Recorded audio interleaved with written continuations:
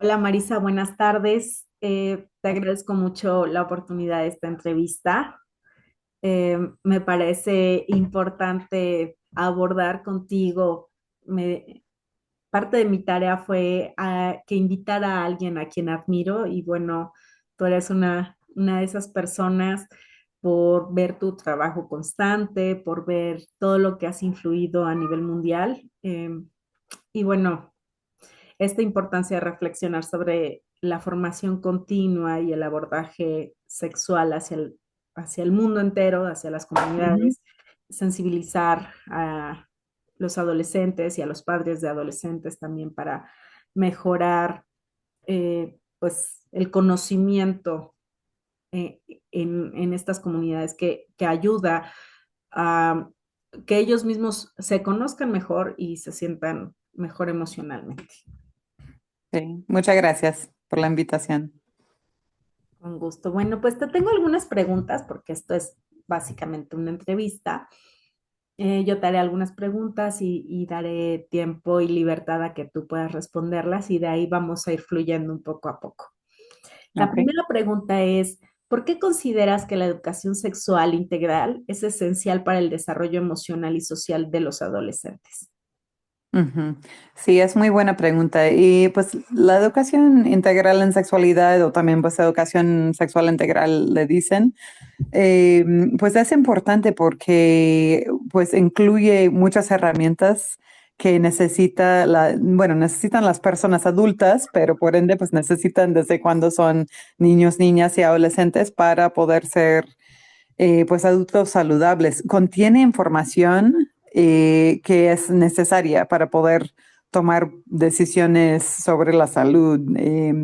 También pues abarca contenidos que tienen que ver con cuáles son los derechos humanos y pues ofrece la oportunidad de entender cuál es tu responsabilidad en este mundo, pero más concretamente, pues da también herramientas acerca de la toma de decisiones, la comunicación asertiva. em, y bueno, estuve en una, em, ah, bueno, ha habido varios estudios acerca de los resultados de la educación integral en sexualidad, pero muchos de esos estudios, las investigaciones se han concentrado en cuáles han sido los resultados respecto a bajar el embarazo en la adolescencia y bajar así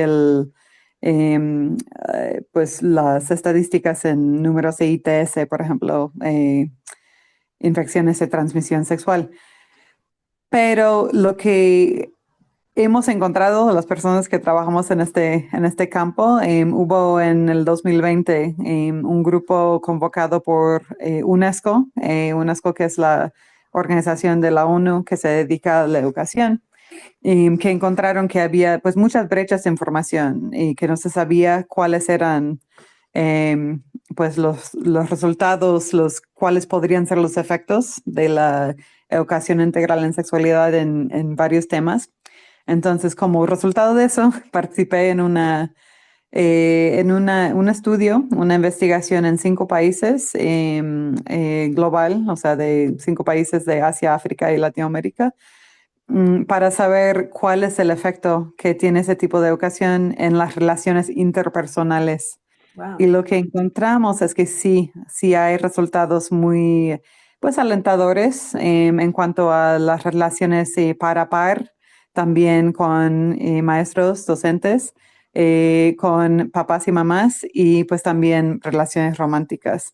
Em, y eso pues no diría que nos sorprendió, pero nos ayuda a crear un cuerpo de evidencia que respalda ese tipo de educación, ¿no? Porque ya sabíamos que pues jóvenes, adolescentes que reciben, pues bueno, lo llamamos integral o integral en sexualidad porque pues para contrastar con otros abordajes que ha habido en Estados Unidos y también fuera globalmente por ejemplo, la educación basada en abstinencia hasta el matrimonio, que pues hay muchísima evidencia de que no es efectiva ese tipo de educación y una de las principales razones es que decir que no, no, no, que no puedes, o sea, no puedes pues involucrarte en ninguna relación sexual hasta que te cases.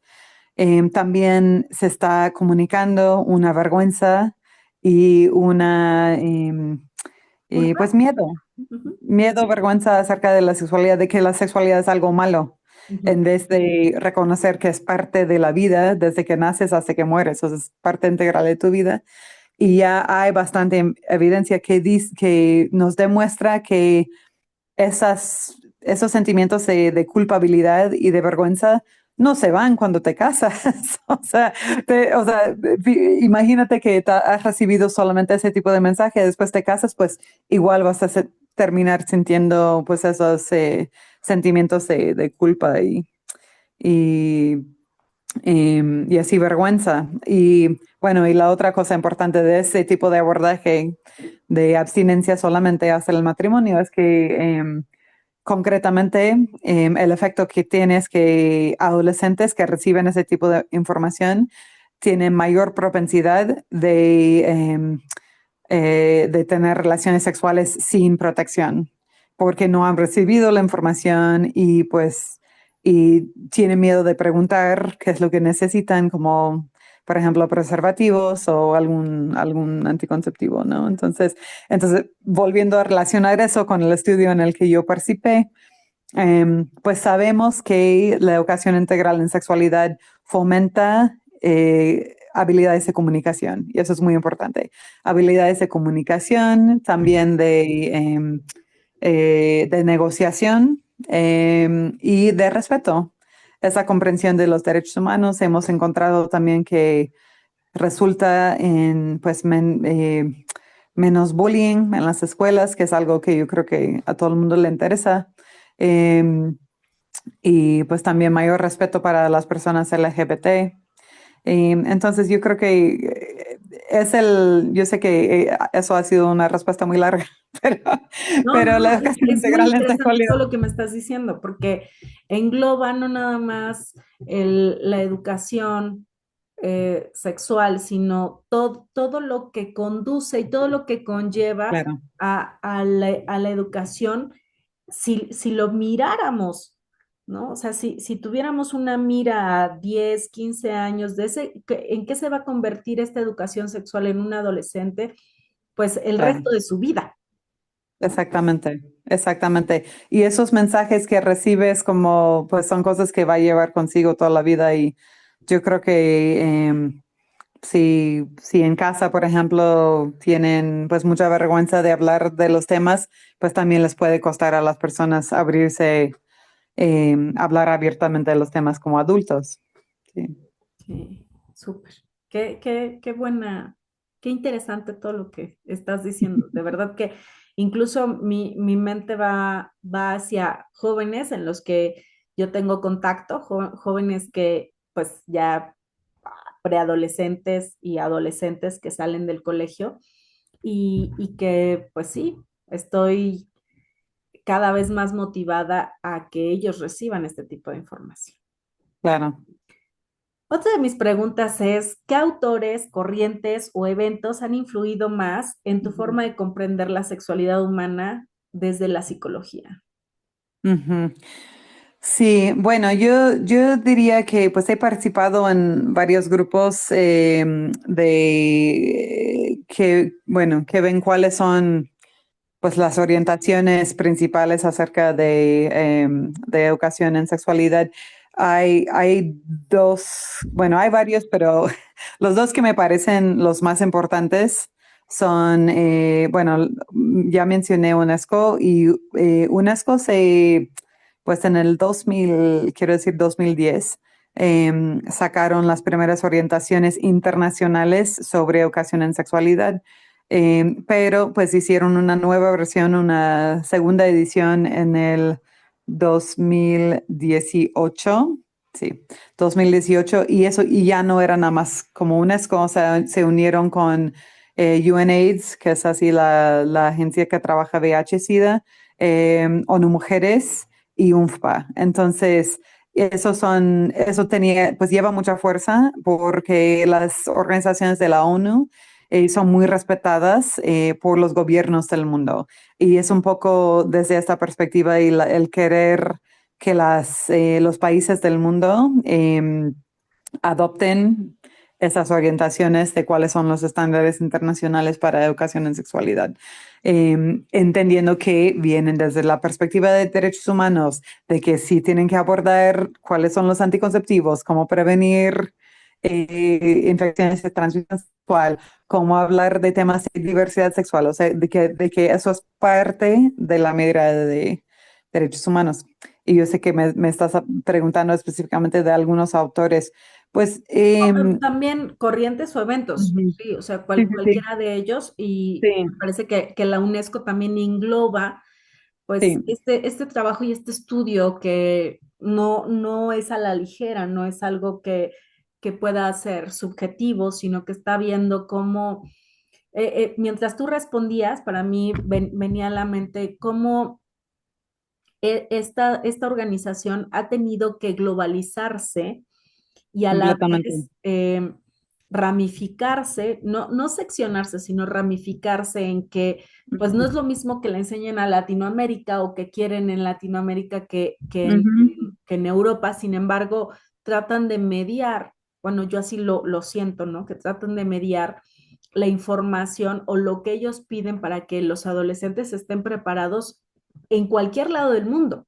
ujú, claro, exactamente. Sí, no, y entonces hay dos otras organizaciones que me han influido mucho. Pues eso, y me gusta mucho lo que hace la UNESCO porque sí da como un respaldo muy oficial, muy así como de la ONU y que puedes decir, mira, pero dice la ONU esto y cuando hablando con cualquier persona en cualquier país, pues eso sí, sí, pues lleva un respeto, ¿no? Pero hay dos otras organizaciones. Una es la WAS, que es la World Association of Sexual Health, que empezó realmente como una asociación de sexólogos, pero se ha convertido pues más en una asociación de todas las personas que trabajan en el tema de sexualidad y mucho en educación en sexualidad.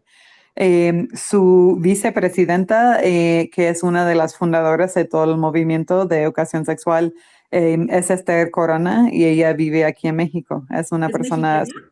es mexicana, súper brillante, Esther Corona. Entonces, ella es una de las personas también que más me ha influido con su pensamiento y pues sigue muy al corriente. Y WAS lo que han hecho es, pues siempre están innovando, ¿no? Porque pues sacaron creo que fue el 2016 o 15, una declaración de los derechos sexuales de parte de WAS y porque, bueno, volviendo un poco en el tiempo de de algunas cosas influyentes.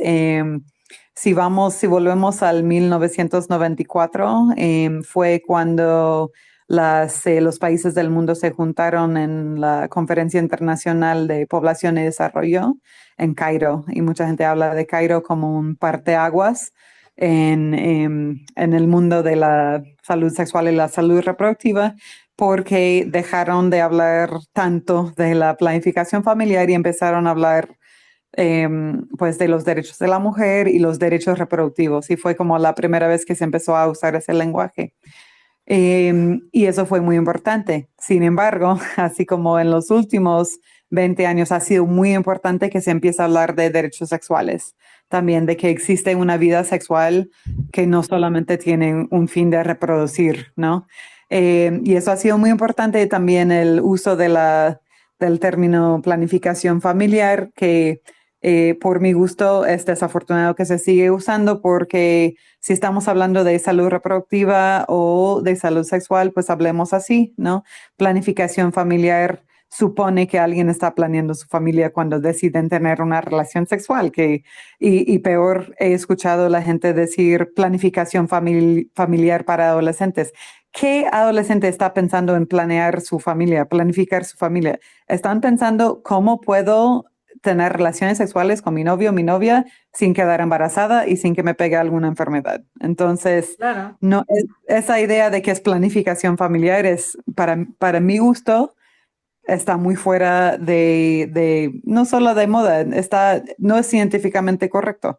Y también si estamos hablando del uso de condones y el uso o el promover relaciones sexuales más seguras, por ejemplo, entre parejas homosexuales, no necesariamente también están pensando en planificar una familia porque su actividad sexual no tiene un fin reproductivo. Entonces, eso es un poco mi frustración, pero pensando en eso, voy a mi tercer fuente que es importante para mí, que es uno que se llama The Pleasure Project. Y de hecho, este WAS que acabo de mencionar, también sacaron apenas una declaración acerca de los principios del placer. Y está basado en mucho de lo que ha hecho este The Pleasure Project. Y lo que han hecho y la persona que es la encargada se llama Anne Philpott. Entonces ella también la nombraría como alguien influyente en mis ideas acerca de la educación integral en sexualidad. De que lo que me gusta de esa organización es que han realizado investigaciones rigurosas para pues promover la idea de que hablar del placer y reconocer que el placer es parte de la sexualidad ayuda a que seamos más pues seguras, saludables. Y si han encontrado, por ejemplo, que pues ahí estamos hablando pues de personas ya sexualmente activas, que tomar en cuenta de qué manera un anticonceptivo podría afectar o no la calidad de la vida sexual tiene pues mejor repercusión en el uso. O sea, que hay pues que encontrar un estudio que vi apenas en la conferencia que fui en Bogotá, que de hecho todavía le siguen llamando la International Conference for Family Planning, que le siguen llamando de planificación familiar esa conferencia, a pesar de que pues hay otra gente que piensa como yo. Pero en esa conferencia vi que presentaron desde The Pleasure Project un estudio que decía que pues cuando hablan de la discontinuación de anticonceptivos, casi no se ha tomado en cuenta el tema de cómo afectó a la vida sexual, ¿no? Y eso, pero cuando empezaron a buscar, pues entrevista por entrevista, en algunos estudios que se habían hecho, pues están buscando información, que si era el costo, si era los efectos secundarios y cuáles eran, pero cuando empezaron a buscar cosas que tenían que ver con la calidad de la vida sexual, sí encontraron que había mujeres, que las mujeres estaban dejando sus anticonceptivos por efectos pues dañinos o malos, efectos no deseados en su vida sexual, con igual frecuencia que por costo o por acceso. Y eso pues es un hallazgo muy importante porque no se estaba tomando en cuenta. Y también, por ejemplo, encontraron que em, una de las razones frecuentemente mencionados, especialmente cuando hablas de algunos métodos, por ejemplo, el DIU, el dispositivo, especialmente de cobre, que hay evidencias de que pues, puede causar mucho sangrado, es que hablaban pues mencionaron el sangrado como un efecto secundario no deseado. Pero pues lo que mencionaron en esta presentación que fui es que pues es un problema, pero ¿por qué es un problema? O sea, es un problema porque les está afectando la vida diaria, tal vez. Es un problema porque les está afectando la vida sexual, probablemente.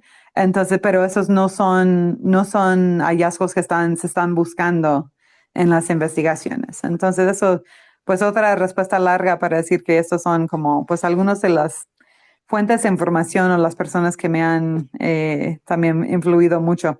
Bueno, hay uno más. Yo mencionaría dos personas más que creo que son muy importantes en el tema de educación sexual que me han influido mucho y son Nicole Haberland y Debbie Rogo, que son dos investigadoras que han trabajado en Population Council y sus estudios, sus artículos acerca de la mirada de género en la educación integral en sexualidad han sido muy, muy importantes en el campo, porque encontraron que hicieron una revisión de no sé, más de 60 programas de educación en sexualidad, y donde pues tenían, que habían evaluaciones, ¿no? O sea, donde habían sido bien pues evaluadas y que había datos, ¿no?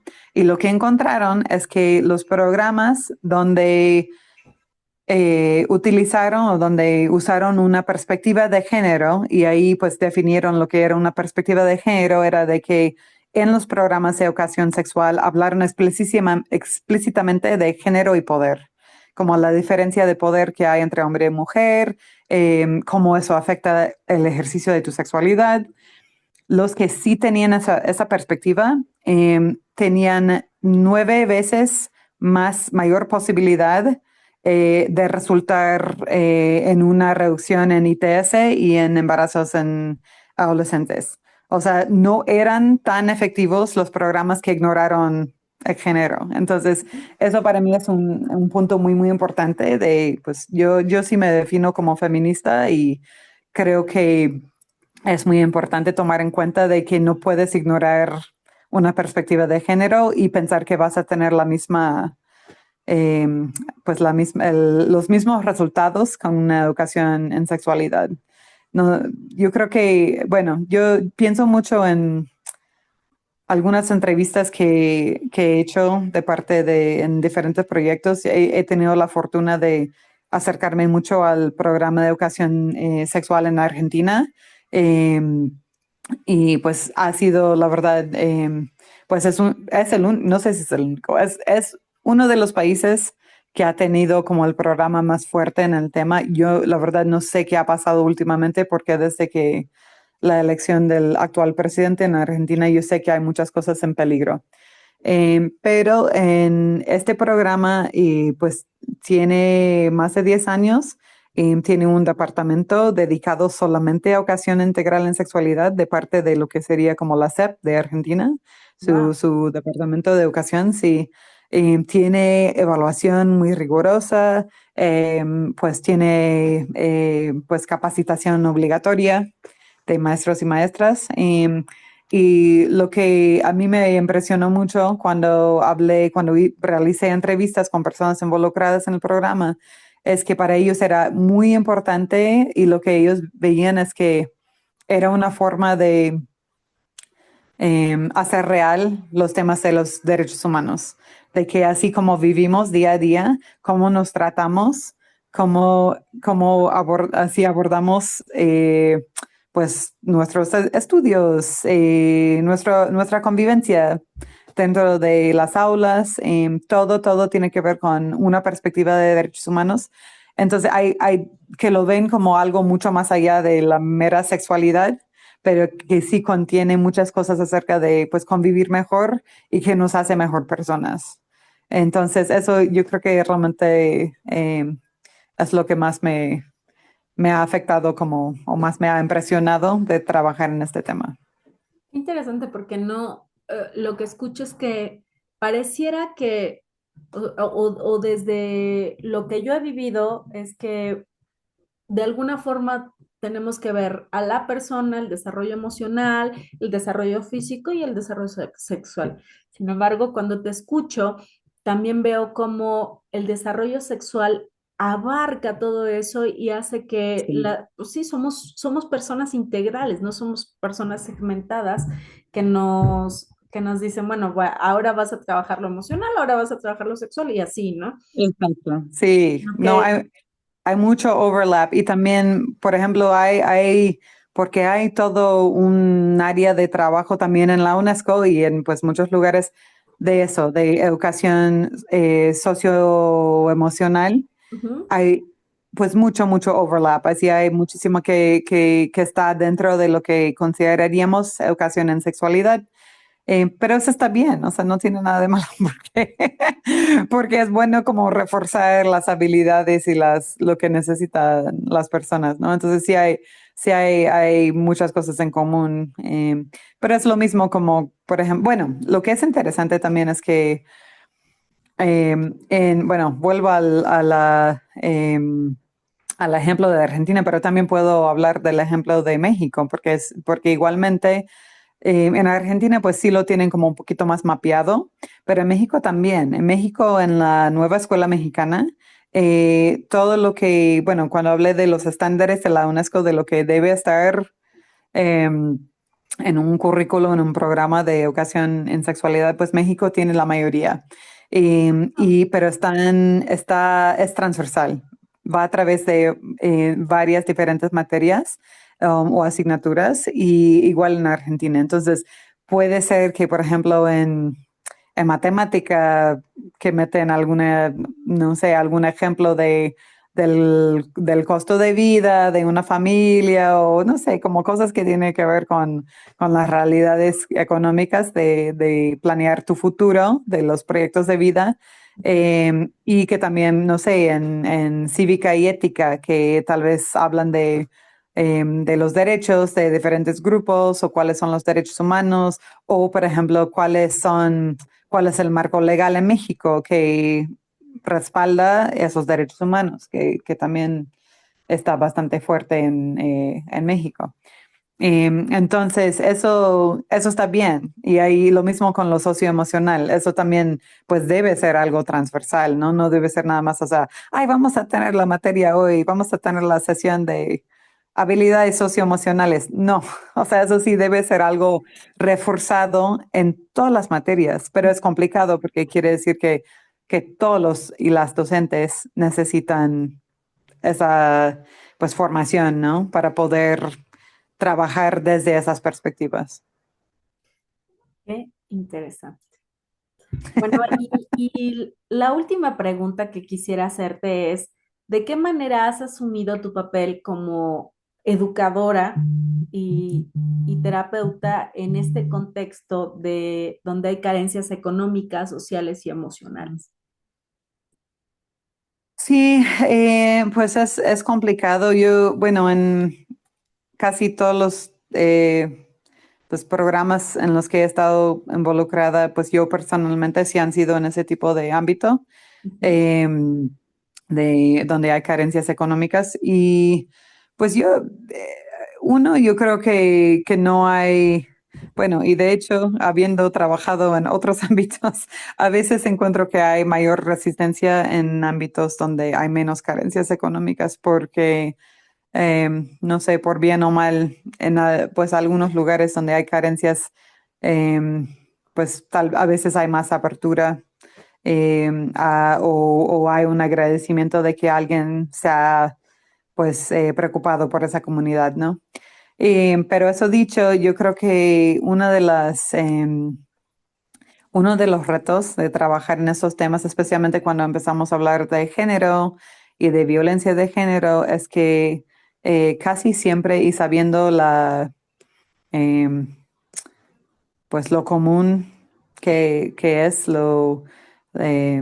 pues de que pues globalmente una en tres mujeres ha experimentado violencia en algún momento, de que es muy probable de que alguien vaya a revelar pues algún caso de violencia que ha experimentado, se está experimentando. Entonces, ahí sí siempre es importante tener un plan de cómo vas a abordar eso.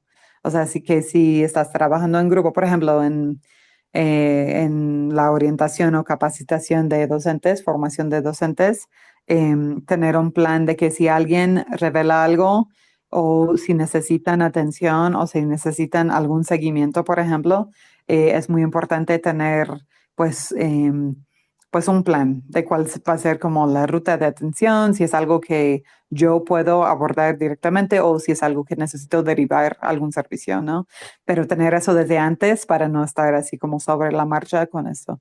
Lo mismo Justo con... eso te iba a preguntar, si era algo que tú ya prevías eh, para, Sí, para estar atenta a que si sucede, pues dónde lo canalizas, quién está disponible, quién podría atender. exacto, sí, exacto. Siempre investigar desde antes, y yo que he trabajado pues globalmente con pues así los socios locales, con quién podemos derivar algún caso si es que surja, porque sí es muy común que pase eso también con jóvenes y adolescentes, y pues también niños y niñas. A mí yo creo que dentro de los sistemas escolares sí hay pues sistemas de referencia y rutas de atención en esos casos. Pero si alguien de afuera, por ejemplo, yo que a veces voy desde afuera para trabajar en escuelas, sí, necesito saber como cuáles son o quién sería la persona que sería punto focal para un caso de violencia que hay que abordar, casos de bullying, es muy, muy, muy común. O si algo pasa dentro del aula, ¿no? Y que hay que, pues así, que hay que abordarlo, hay que hablar con alguien. Es muy, muy importante tener esa información desde antes, sí, para prevenirlo, para no estar que, ¿qué hago? ¿No? Porque si hay algo que alguien ha revelado, porque, bueno, desafortunadamente con adolescentes y con jóvenes y con niños y niñas, es muy común que en confianza empiezan a revelar, por ejemplo, casos de abuso sexual en familia. Y cuando pasa eso, pues sí, es muy importante como no dejarlo ahí nomás, o sea, respetar muchísimo que hayan tenido la confianza de contar eso, pero saber qué voy a hacer con esa información, ¿no? Que si, bueno, en algunos lugares sí hay hay que hacer un reporte obligatoriamente si alguien revela algo así. Hay lugares que no, pero igual hay que pues tener pues así claro qué es lo que hay que hacer en ese tipo de caso. Qué interesante, Marisa. Qué interesante y me doy cuenta que cuando hay o sea, cuando se suelta esta eh, capacitación hacia el mundo, pues no nada más va una persona, ¿no? O sea, sí es importante ir con un equipo atrás, sí es importante ir Sí. con personas que piensen similar a lo que el educador va dirigiendo, porque de esa forma, pues, no se queda al aire, como bien dices, ¿no? O sea, porque Ujú. después de ver que un niño puede ser abusado, un adolescente, el saber que pues no nada más va a ser que te contó una anécdota o algo que tenía, Sí.